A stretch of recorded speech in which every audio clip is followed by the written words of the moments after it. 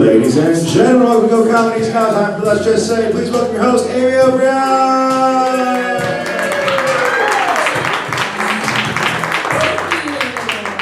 Hi everyone, how's everyone feeling tonight? Good? Thank you for coming out to Let's Just Say, Go Comedy's monthly storytelling show. Thank you for braving the heat to spend your evening with us. We have a great show for you. We have a lineup of a lot of wonderful storytellers. First, before we get started, who here has never seen a storytelling show before? Cool, most of you. Okay, so it's pretty self-explanatory, but one by one, everyone's going to come up. They're going to tell you a true story from their life. The only thing that's linking these stories is they're always based on a theme, and this month the theme is communication breakdown. So that's going to, they're all hopefully at least loosely connected to that. But other than that, the stories can be really anything. So they're not all necessarily going to be funny stories. A lot of them are, though. And that's really all you have to know. And then to keep things moving along, I'm going to let people know when they've hit the 7-minute mark, which is when we want people to start wrapping things up. And to let them know, I'm going to play my tiny harmonica, which works. So that is the indication. It's very gentle. It's not intimidating. To let them know to wrap it up. And really, that's it. So sit back, enjoy, order a drink. Go has rosé now. That's a very big deal because we never had before. So check with Dana, and she can bring you some chilled rosé. Our first storyteller of the night. He is an actor. He is. You can catch him being Thomas Edison at Greenfield Village. Please welcome Jacob Chapman. Thank you. You're just doing that because you love Thomas Edison. So, a few years ago, I used to lie a lot. And it wasn't malicious, it wasn't intentional, it wasn't like I had a plan or I was trying to create some kind of goal. I just would panic when I was around people. I would hear them say normal things, and they would ask me questions about my life that were kind of them to ask, but my brain would just shit its pants. And so, for example, somebody would just ask me, "What did you do last night?" And I'd say, "Oh, God, what did I do last night? I can't remember. Jesus, it was probably a normal night." I would just be thinking about it, and then I'd realize I haven't answered this question yet. And they're looking at me.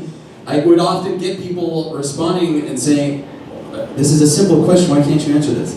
So I would just try to be like, okay, I'm gonna end this madness, I just need to say something, anything, and then we can move on. So I would say a lie. It wouldn't be an impressive lie, and it wouldn't paint me in a good light, but it would just be a lie. So I would say something like, I played pool with my cousin. And the problem with that is that they'll ask follow-up questions like, "Oh, where'd you play pool?" Or "What cousin did you play with?" And I'm not ready to keep lying. Like, I didn't prepare for all these lies that I would have to do. They keep stumping me and I keep stumbling, and it's chaos and stupid. So what happened a couple of years ago, this was about 3 or 4 years ago, I was in Idaho, it was February, it was snowing. I was married. I had a car that was broken. I took it to a car shop. They fixed it. I was in line to pay for their help. And there was a woman in front of me in line, and she had a baby. And she had a newborn baby. I don't know how new. It's pretty new. Still a baby, so pretty new. And she and the guy behind the counter were just laughing about baby. They were looking at the baby. The baby was charming as fuck. It was just giggling, and its eyes were wide. It had blue eyes. It's like it knew that it was doing really well. It was killing, and we were all very pleased. And so I was enjoying these people's conversation. They were talking about their kids, and he was saying, "Oh, they're great at this age," and I'm just kind of hanging back, just kind of nodding and laughing. I'm not really part of it, but I was liking the moment. I was in a moment where my marriage wasn't going well. I was disconnected. I needed something, even though interacting with people would cause me to panic in the way that I've already described and say crazy nonsense. I wanted a this. So it was fun. So when she finished up and it was my turn, I handed over my credit card, and I thought I would try to keep this moment going with this guy and keep connected. I was like, babies, and he was like, yeah, and and I was like, yeah, my wife she's excited for when we have our children. And he goes, yeah. So when is she expecting? And I froze, because that is not what I meant. What I meant was, in the general time that comes eventually in a life where you decide to have children, then we would be looking forward to that eventuality. And then I realized I had just been thinking through this problem, and time was passing in front of this guy. And so I was like, he's probably weirded out by the fact that I haven't answered this. Why can't I just, but I could explain it, but maybe, no, I'll just say something. I'll say a month, any month. I'll pick a month that could be. And so I said, November. And he goes, oh. And we both did the math. And I panicked again, because I had kind of just told him that maybe just now I fucked my wife, and I was very confident about how it went, and I had some self-assurance about what the result of this copulation would be in just a few 9 months from now. And I was embarrassed. I was terrified, and it's just a terrible feeling when you know that you said something that is weird, and that the people can tell that it's weird, and that they're wondering why you did, like, what could possibly be the cause? And that's a good question. I don't know. And so I felt like I had to justify it, explain it in some way, and so I looked at him and I was like, yeah, it happened pretty recently. I was like, yeah, I thought so. And we never talked again. For the rest of that conversation, that was the end of the conversation. We were silent, he gave me the thing. I moved to Detroit to bury that part of my life. So I'm not really sure what the point of this story is. I think, a lot of people I had a friend who got lied to recently, and she was like, I hate her, I hate the person who lied to me. And part of me worries that maybe we think that people who lie to us intend to do it and are trying to do something specific with their lives. And I think the moral of my story is, sometimes that's not true.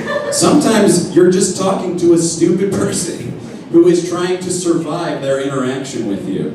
So maybe we could all be a little more generous to the liars who lie to our faces for no good reason. Thank you.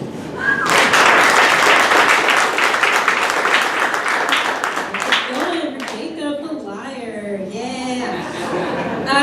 Our next storyteller is a podcaster. You can listen to her podcast on iTunes, Stitcher, any of the various ways you can find podcasts. It's called A Walk Back to Self-Love. Please welcome Amber Hughey. Yeah.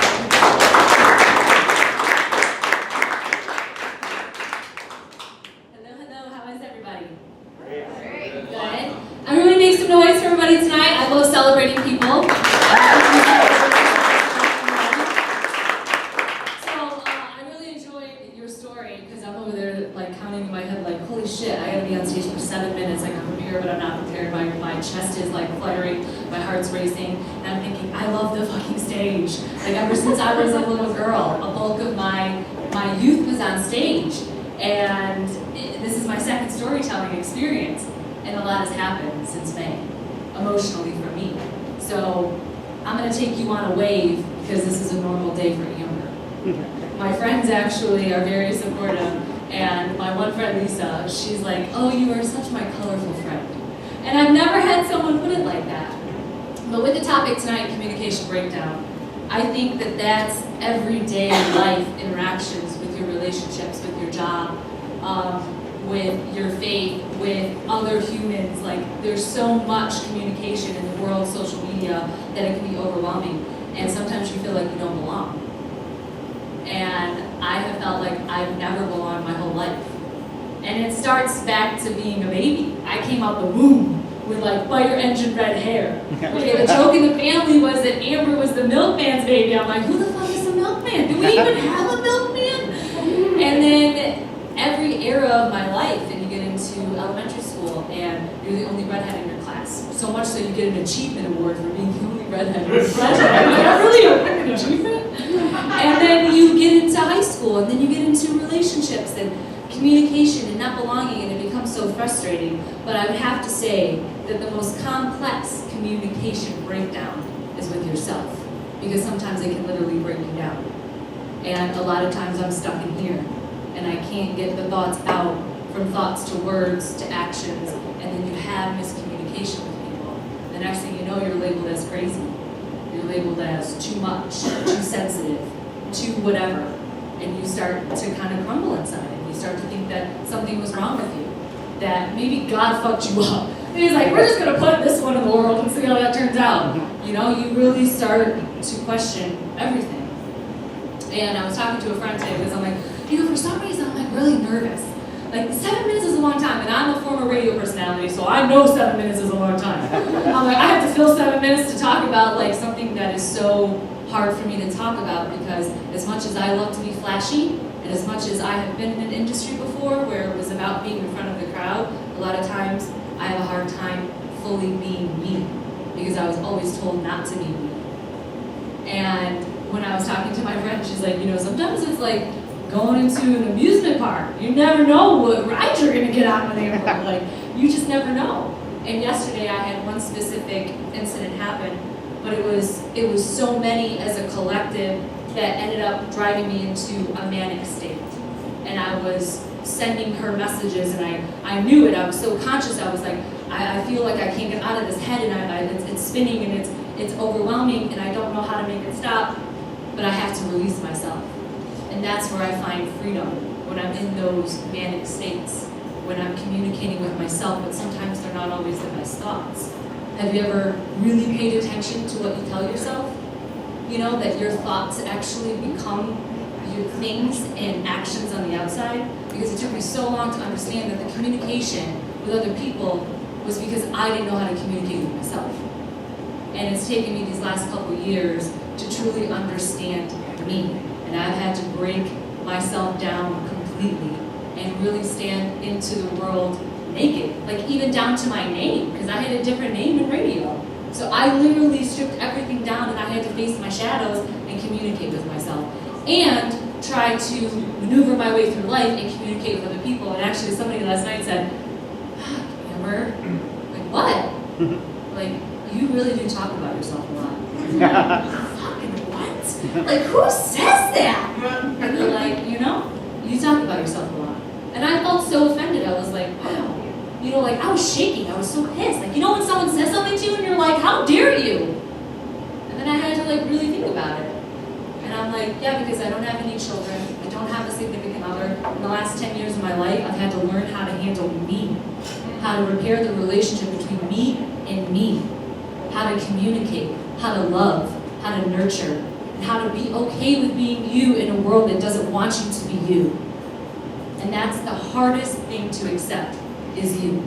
And sometimes it doesn't come out right. Sometimes you may look crazy, and people are looking at you like, I don't really know what you're saying. Like, I was in a conversation one time and they were like, you're speaking another language. I'm like, for real? Like, I am just being me. And you feel like you're fighting yourself from the inside out. And it's challenging. And you just learn how to pick up the pieces, put yourself back together, tell yourself that you're going to be okay, and that each day is a new day, right? Isn't that what we tell ourselves? Got a fresh 24. Anything can happen. And when you start to switch your dialogue internally with yourself, the world looks differently. Now, I am very strong in my opinions in the world. I am very strong with what I stand up for, because I come from a space of love, because it has taken so long to learn what that felt like, to learn how to be good to me. And when you're good to yourself, you are good to other people. And sometimes you just have to get down on your knees in the shower. The shower is just beating down on you, and you're like, God, universe, fucking tree, whatever is out there, please just help me. I can't do this anymore. Like, I'm so frustrated, just help me. And then you open your eyes and you have a moment of clarity, and you have a emotional breakthrough. Thank you. Absolutely, everyone. Thank you. Our next storyteller, she is a member of the resident company here at Go Comedy. She's also on the farm team at Planet Ant. Please welcome Molly Alampi. Hello. Hi. I'm not used to talking to a microphone of improvisers, so this is new. I am a speech language pathologist, and some of you have just experienced a communication breakdown. And that's because 1 in 6 Americans don't know what a speech language pathologist is. I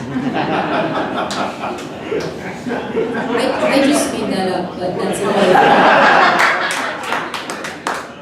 how I feel about it when I tell people I'm a speech pathologist, because they kind of look at me and go, what is that? And I'm like, it's a speech therapist, and then we all get on the same page and we can move forward. So I am trained to help people with speech and language disorders, and so the word pathology actually means the study of disease. So I am very familiar with a communication breakdown. And so I work in a hospital with adult patients, and my caseload consists primarily of patients who had strokes or were in a car accident or had a fall. And so when the patients are admitted to the hospital, they, once they're medically stabilized, they're transferred to the unit I work on, which is called the inpatient rehab unit. And the patients receive physical, occupational, and speech therapy every day for a couple weeks before they go back home. So I kind of have a hard time expressing how I feel about my job, because at first glance it's hard to listen to, and it can be sad and it can be heavy. But I find if I take a little bit more time to talk about my field a little bit more, my story's not a sad story, but my story's beautiful. And so when a patient has a stroke, it can happen in different parts of the brain, and it can affect different aspects of communication. So if a patient has a stroke within the language centers, that can result in a communication disorder called aphasia. And aphasia is a loss in language or reduction in language skills. So that's how you're getting words out, and also how you're getting information in, also with how you're reading and writing. So a lot of my patients who have this, for the first couple weeks to months, they struggle to fluently get out their words. And so what does aphasia look like? So imagine you're watching TV and you see an actor and you're like, what's his name? I know his name. And you can name all the movies he's been in, and you can kind of picture a couple letters in the name, but it's on the tip of your tongue. And you can't Google it because you can't spell, and you're just stuck. Imagine that feeling every single time you want to talk.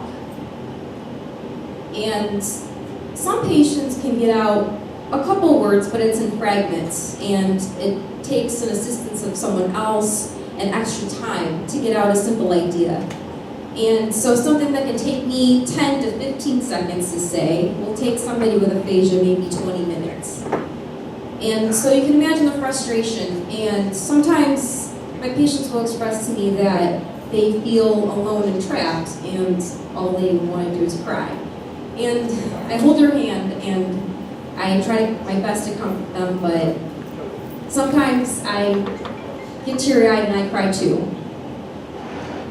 But my heavier days aren't my everyday, and my patients get better with time and therapy. And the best thing about the job is watching somebody go from talking, not being able to talk or walk, to going back to work, driving, maybe even getting a promotion. And they come back to the rehab unit and they come and hug us and thank me for being so positive and resilient and making them laugh in those darker moments. And over the last couple of years, I've learned that humor is my strength in different levels for my life. And I find that humor is a simple but authentic way to connect with people. And it allows to build a rapport, and with that, people can trust you. And when you can trust each other, you can do a lot more together. And don't get me wrong, I am a professional, but I am not afraid to tap dance into a patient's room and pretend that I'm the WB frog. And also, it goes both ways. My patients are very funny. They make me laugh every day, and I'm definitely laughing with them. And with aphasia, they're still just as intelligent.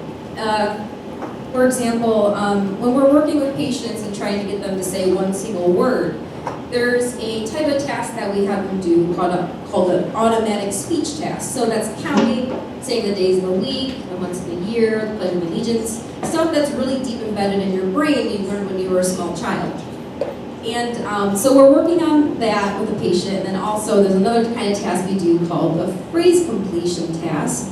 And that's basically, I give a common phrase and the patient has to fill in the blank at the end. So I'll say the opposite of up is yeah, right.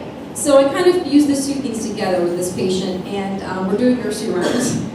I usually don't use nursery rhymes, but so it was Little Bo Peep. And I say to her, Little Bo Peep lost her. She's looking at me like, I say it again, Little Bo Peep had lost her mind. And then she snorted and laughed for 5 minutes, and I still want to write a sketch about Little Bo Peep losing her mind, so nobody take that. And then I have one-liner. I have a lot of good one-liners, but this one in particular to wrap things up. I had a patient who had what's called an ileostomy bag, which is it's basically a bag of poop that's outside of your stomach. He had a shirt over it, and so we're talking about what is he going to name his bag. And he looked at me and he's like, I was thinking Donald for Donald Trump because I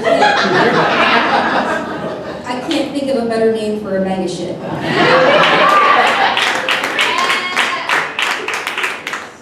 Yeah, and I said, me either. Thank you guys for listening to my story. Thank you for having me, Amy. You guys, if you guys have any questions, let me know.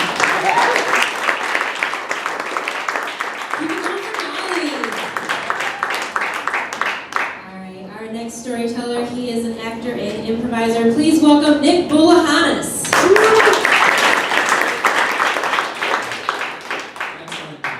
That's maybe the first time anyone's pronounced my name correctly while introducing me.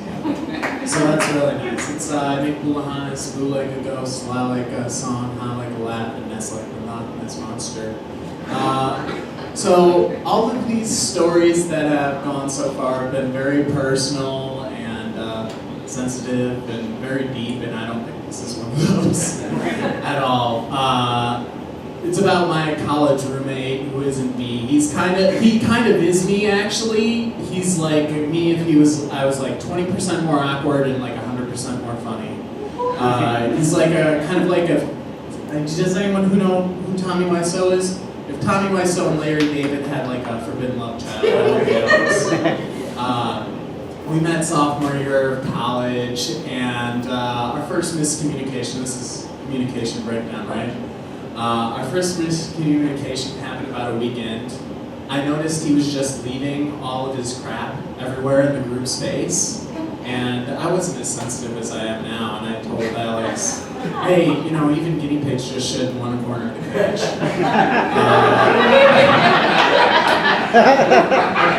And he's like, that's a great point. And he went on to just pile all of his shit in the corner for the rest of the semester. It was taller than me, I swear. But that's Alex. That's a good little microcosm of him. He's honestly one of the funniest people I know, but on accident. So that's him basically.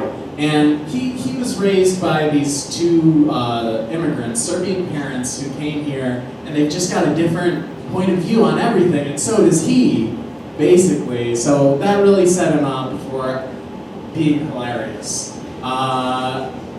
And he wanted to go into IT. And even in that, you have to communicate with people, even though the point of going into IT is to avoid communication with people.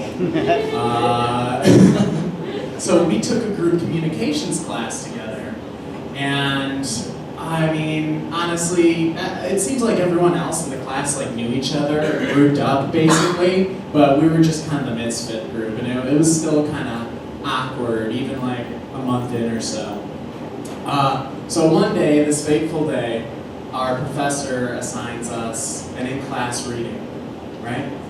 So we're all sitting down looking at our papers, and I hear this girl reading out loud, and I'm thinking, like, leave that in grade school, this is college. You know, why are you reading out loud? You should be reading to yourself.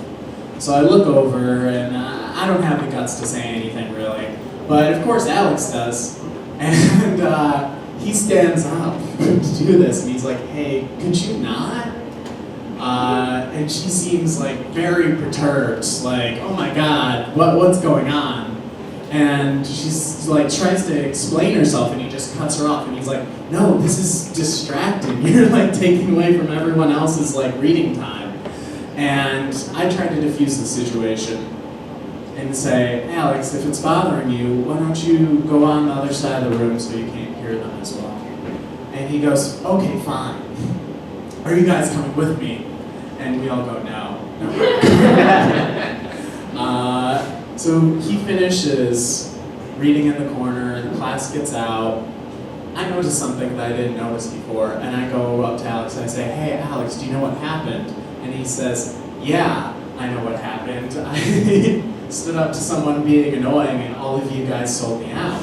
And I say, no, that's not what happened. That girl was reading to Todd, and Todd is blind.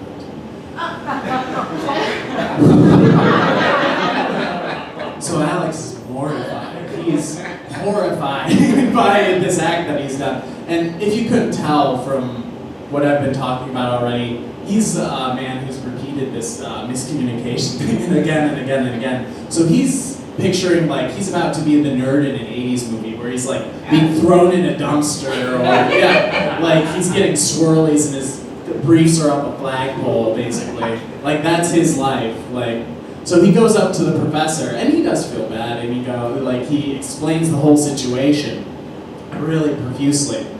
And she tells him that this kid has a class in the same building. So he tracks down that kid, Todd, and apologizes to him and explains himself.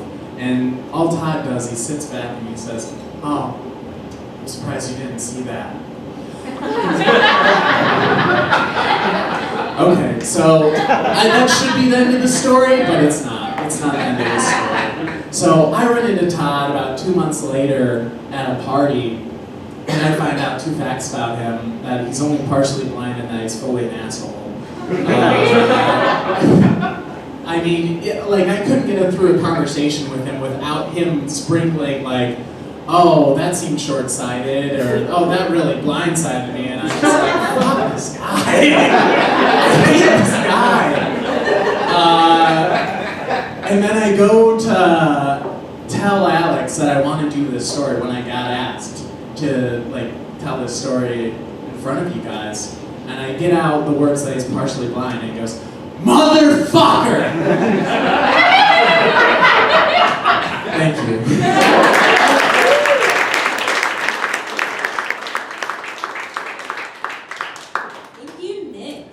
Our next storyteller, he is an actor and improviser as well. Please welcome Dan Cantor.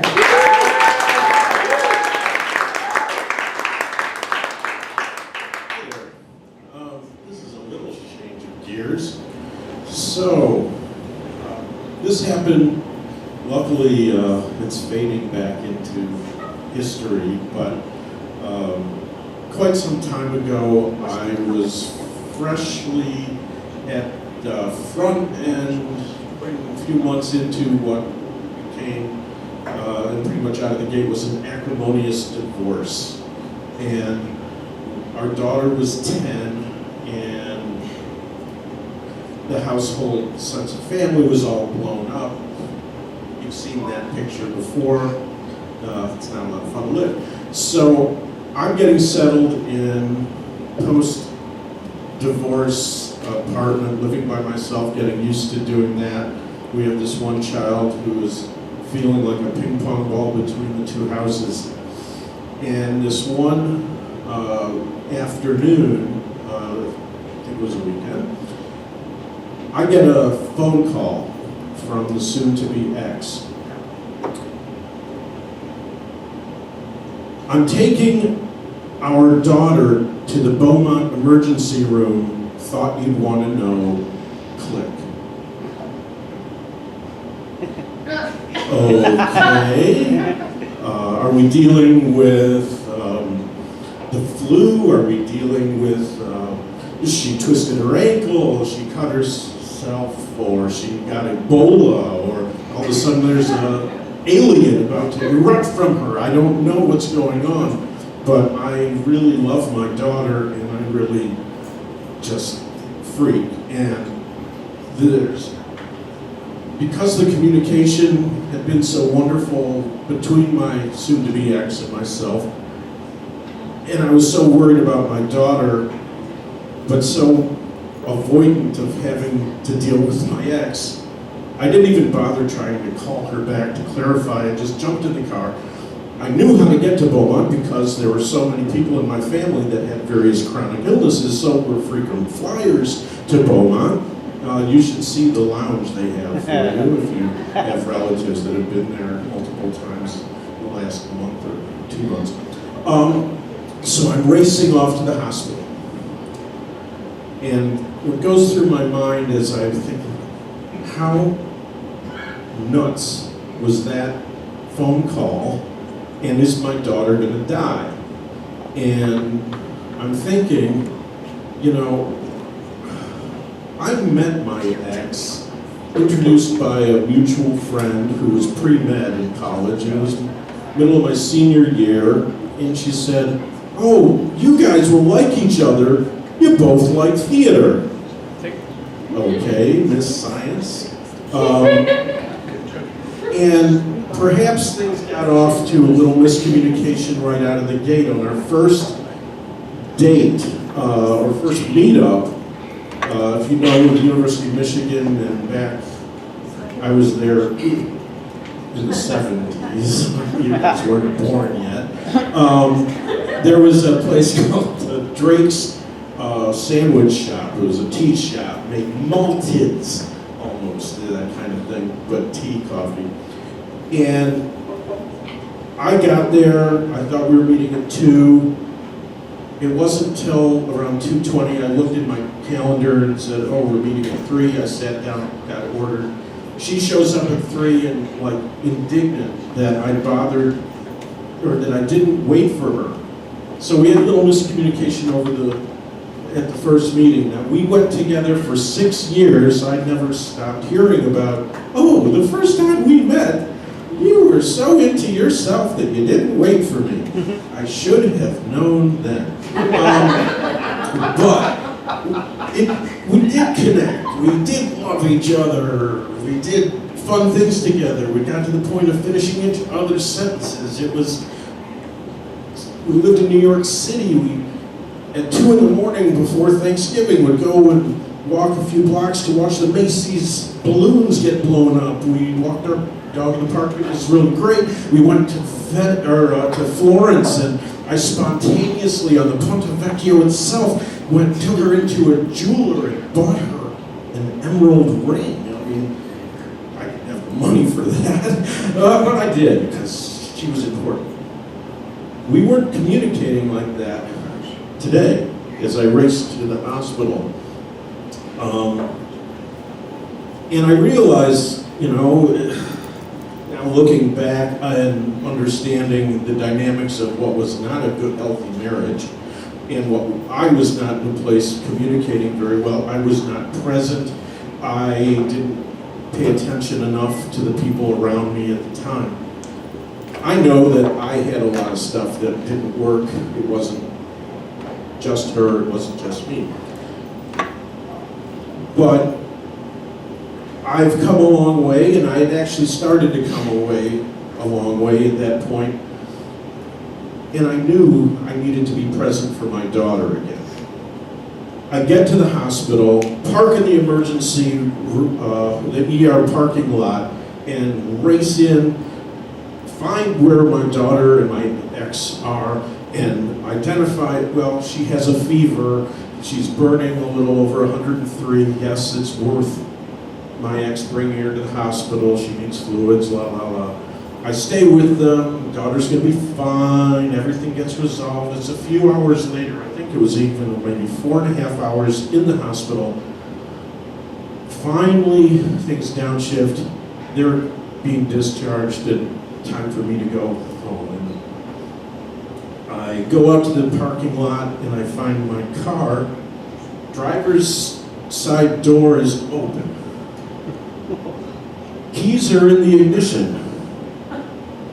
The motor is still on. And so there I was trying to absorb everything, and I realized that the more I'm present to the people who are important to me, maybe the big guy upstairs or the big gal upstairs will choose to watch my car for me. So, thank you.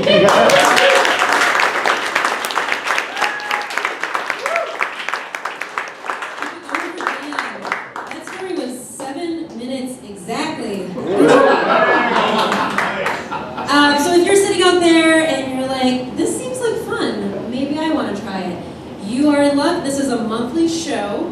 It's every third Thursday at 7:30. If you're interested, talk to me after the show. There's always a different theme. Other than that, let's keep things going. Our next storyteller is a stand-up comedian. He actually runs a storytelling show of his own called The Comfort Zone, which is happening right now, but he's here and not there. Someone's watching it. Please welcome Jason Brent.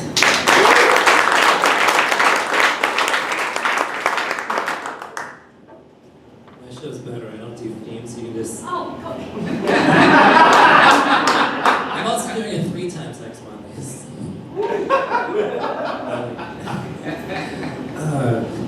This is definitely the perfect theme for me because I usually cause a lot of communication breakdowns because I usually just don't tell people what I'm really thinking or feeling. That's how I was seeing someone recently for like about a month, which was 3 weeks after I realized I don't want to see this person anymore.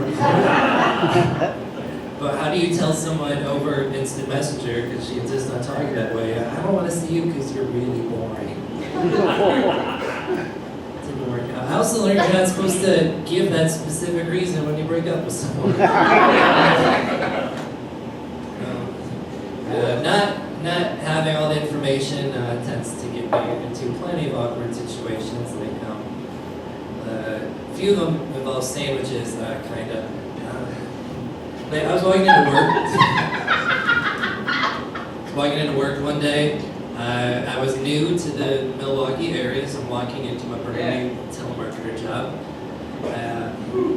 I walked by a bus stop, and sure enough, there's a homeless guy, just being homeless at the bus stop. He's just telling everybody that walks by, somebody just give me $5 to get the best sandwich in town. And that got my attention. I didn't bring lunch with me, and the $5 in that city, that sounded like a good price. Usually only beer's that cheap. I gave him some money, and then I just stood there, not realizing I didn't say anything like, hey, where's this sandwich place? Literally like, nope, didn't walk away. I feel like everybody here has given a homeless guy money before, and you've just been surprised when they didn't walk away.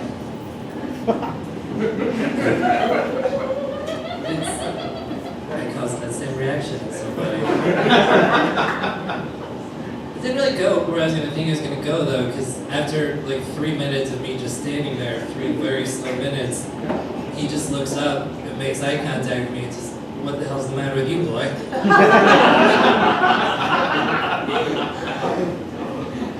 I didn't get a chance to answer. He just said, you know what you need? I know exactly what you need. Come closer. And I just did.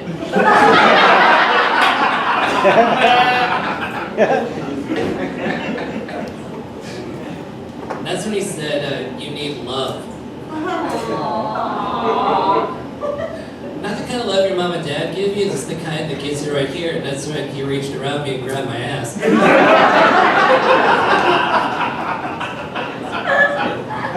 He did say it's okay, I'm not going for your wallet, it didn't really feel okay.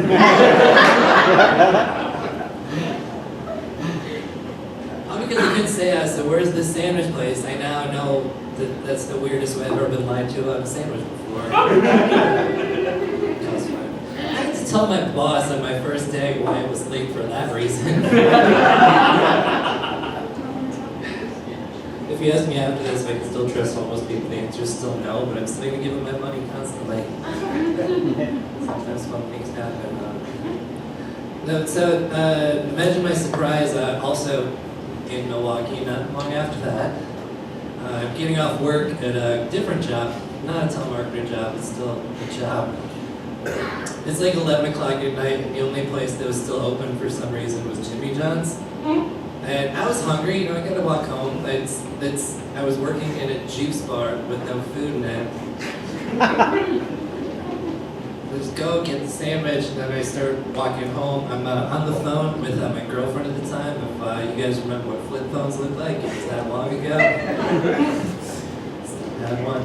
I'm on the phone talking to her, and then these two guys just walk in front of my way as I'm trying to walk home, and they just arms folded what's you got? And I kind of thought they were maybe just homeless dudes for a minute, so I did still have $5 in my pocket, so I was like, oh, here you go, guys. And they were like, what else you got? I was like, I guess I got this sandwich. And one of them took the sandwich.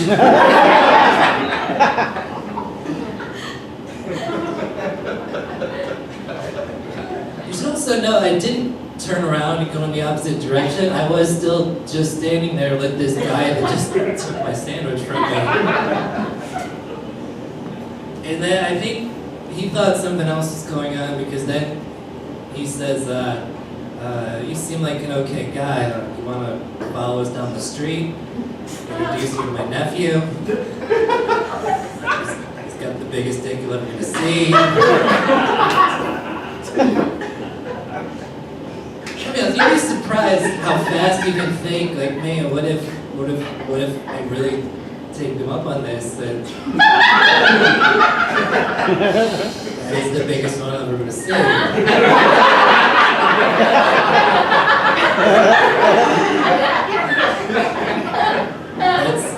That's when I realized it's so late, I can just walk into the street and get away from this guy. And then I did that and watched the guy still holding my sandwich, just yelling after me, hey, come back, we're not done talking to you. So then I had to yell into the dark street, help, this guy stole my sandwich and now he's following me.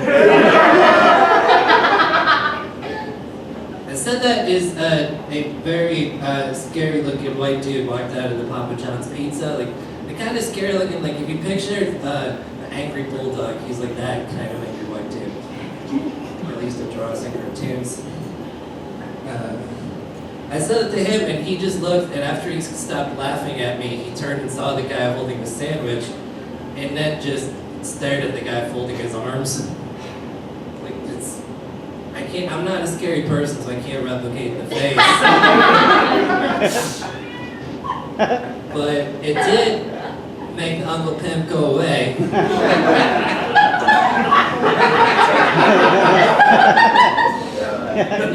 Then him and his friend waited with me until a public safety officer came to drive me home. And the public safety officer's response to having my sandwich stolen and offered a prostitute was, yep, something did happen to you today, and then just left me at home. Never got the sandwich. I was living with my brother, and he was like, well, at least they didn't take your chips, right? That was true. Yeah, this is just about 7 minutes, and that's all the words I'm going to say to the microphone now. Thank you.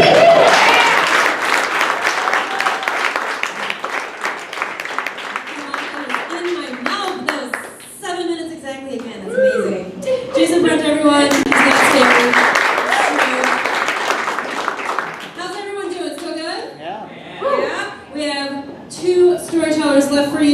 Thanks for being such a warm and attentive audience. Our next storyteller, he is a longtime member of Go Comedy's resident company. Please welcome Bob Wick.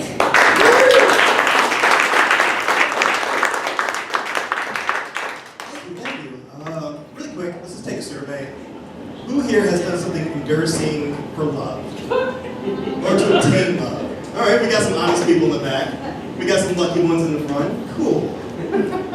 Love's a weird but wonderful emotion. Like some say it's the equivalent to, I don't know, consuming vast amount of chocolate. But then there's bad love, and I think that's like doing small trace amounts of, I don't know, cocaine. Because it changes your personality. And I was in one of those relationships. I was in one of those where after it's done, you're like, who was that guy? Why was I him? But it started off great, as most crazy relationships do, because that's what hooks you, right? You have a great meet cute, and that's what we did. I met this girl at a movie, what's it, one of those movie shows that we all do in 2020. Anyways, we met at a movie festival. That's the word I was looking for. We met at a movie festival, and it was great. We hung out, we talked. I was all about her. It made Hamtramck seem amazing. That's what kind of meet cute I had. Like, let's watch the sunrise in Hamtramck. The most romantic words ever spoken. So things are going great. It's a summer of love. We're hanging out. It's all good. Then it slowly turns bad. We start bickering, and I'm not one to bicker. I don't like petty arguments. I don't have time for that. But something about me caring about her makes it easy for me to argue with her. You know, and it'd be over dumb stuff like, oh, this is the best orange I ever had. Is it really? Is it really the best orange you ever had, Bob? Have you tried every orange? No, but what if I did? You know, like, fine, from my experience, it's the best. And it would become this fight. And I'm like, oh, god damn. So because I love her, I would try different things. She convinced me to get on a plane. We planned this amazing trip to Vegas. And we're getting ready. It's Thanksgiving Eve. And she decided we're going to take the earliest flight possible. And we're going to get there as early as possible because, you know, it's 6 years after 9/11. We got to make sure we get there early. That was a flight. So my dad's kind enough to drive us to the airport. We get there, we check our bags. She's a smoker, so we go outside and we're waiting. And we're waiting. We're the only two outside, you know, that driveway or whatever you call it, where everybody gets off to go to the airport. That thing. So we're there, and she's smoking, and you know, I'm just excited for this trip because it's been a rough couple of months, and I love her, and I want this to work out because maybe we can have a magical Hamtramck moment in Las Vegas, and that'd be awesome. It's so Rat Pack.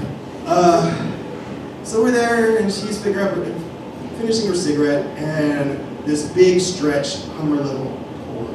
It's huge, and it's awesome. It pulls way down, and it's just us two, and it's limo, and this really tall African-American man gets out of the limo, and she's like, oh, that's an NBA player. Okay. I don't know anything about sports, so I take her word on it. Like, she does. Cool. And we're just standing there, and he's walking closer, slowly, he's just walking, and I go, oh shit, it's Sinbad. And what, like, when you see Sinbad, you know it's Sinbad. And she's like, no, it's an NBA player. And it said, yeah, that's right. What? I'm like, no, it's Sinbad. And she's like, no, it's an NBA player. What NBA player? I don't know, but they played last night, so it's gotta be an NBA player. oh, Sinbad lives in Michigan, so it could be Sinbad. I know Sinbad. I've seen all his shitty movies. I've seen him in his TV shows. And I'm just going off with poor Sinbad. And Sinbad's walking closer and closer, and we're the only ones out there, so he can hear me. I don't give a fuck about Sinbad's feelings. That makes me a shitty person. We're just going at it, and Sinbad walks up to us, just looks, and it was so fucking cool. He just looks there. And right then I got so mad at Sinbad because he could have saved me. 3 words. Yeah, I'm Sinbad. I was so mad. But we fought for another 20 minutes, got it all out of us. We had a great trip. I can be honest, for the next couple months, if I ever heard like Sinbad's gonna be on a TV show, like a talk show or anything, I watched just in case he mentioned me. Just so I can have that proof. That's my story, everyone. Thank you. Thank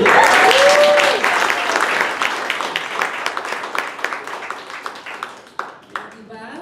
All right, so we've reached our last storyteller. It's gonna be a good one. I have a story about this storyteller. We went to the same high school, and I haven't seen her until now, until tonight. It's very exciting for me. It's been like 16 years. Go Panthers! No, I mean, I'm not trying to endorse, like, the high school was bad, but she's awesome. Everyone, please welcome Nicole Bazinski.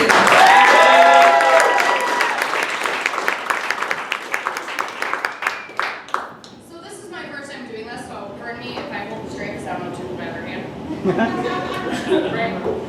Right. So communication breakdown. When I heard that, it got me going. Right. So I work in the rhinestone career, right? Or as I like to call it, the armpit of Roseville. I work at Chili's on Gratiot. Okay?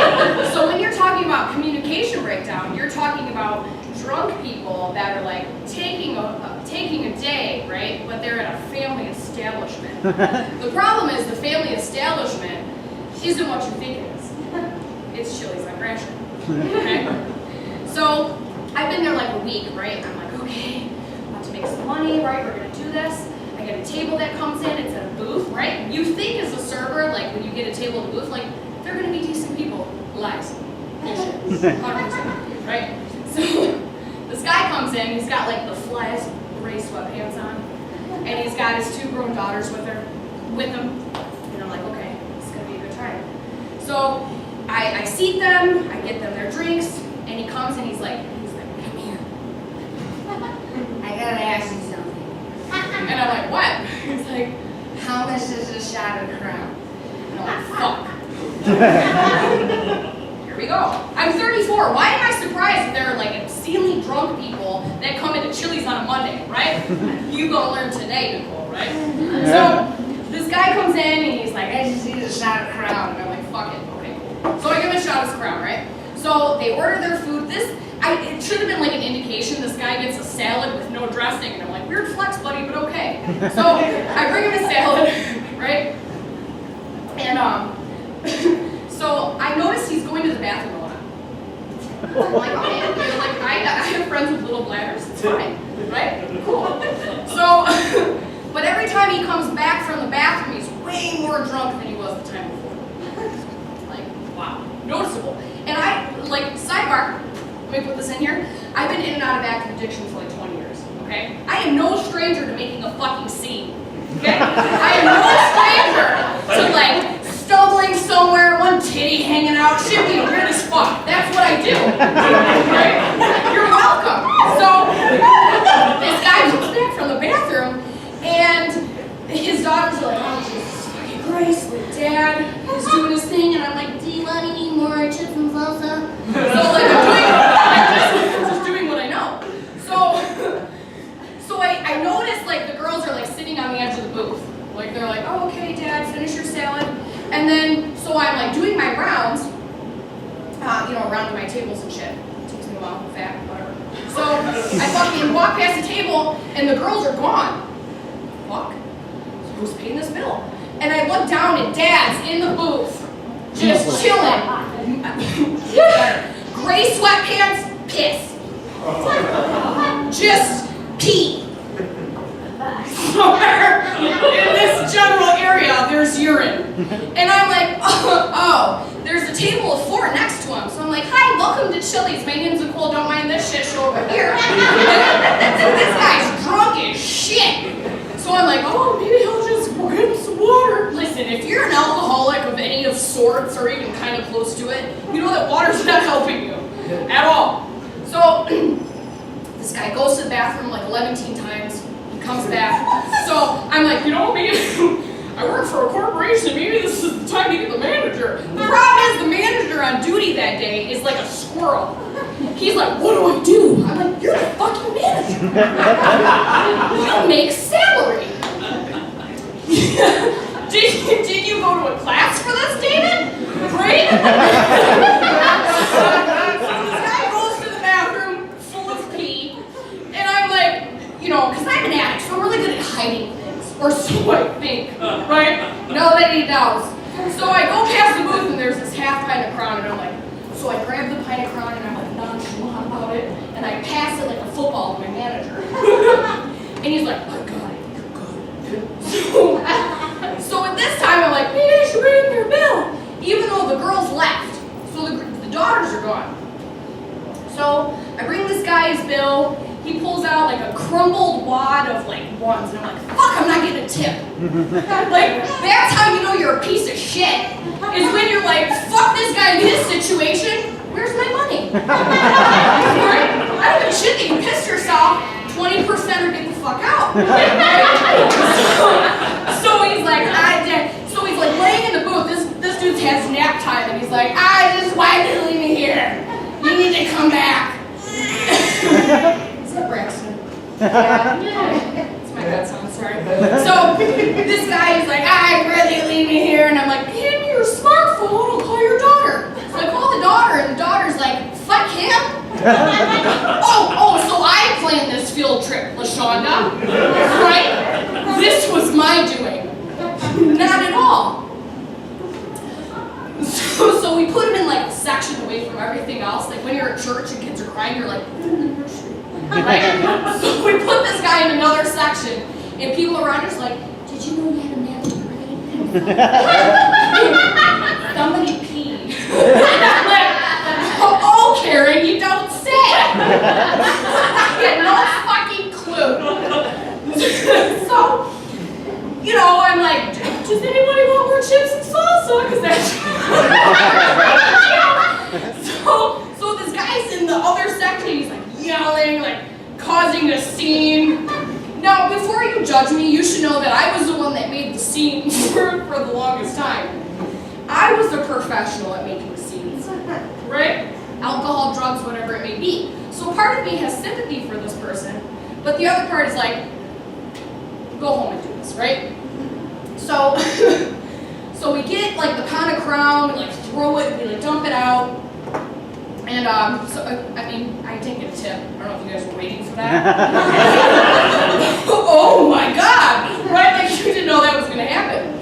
So, yeah. So communication breakdown as a server is hard because everybody's a fucking idiot. Like I don't know who raised all of you, but if you think that you're better than anybody else, you're not. Okay? I'm just putting that out there. You're not that important, right? And if you ask me to turn the air down, I'm going to tell you to suck my ass. Okay? I'm 220 pounds, I'm 34 years old, I'm sweating with a lip mustache of sweat. I'm not turning on the air. I hate to bring it to you. I really do. So, I'm going to conclude it with this. If you're having like a rough Monday, and your husband or your wife is banging their secretary, if you come to Chili's, if you see me, go the other way, because I'm going to make fun of you. Or, there's an Applebee's right down the street.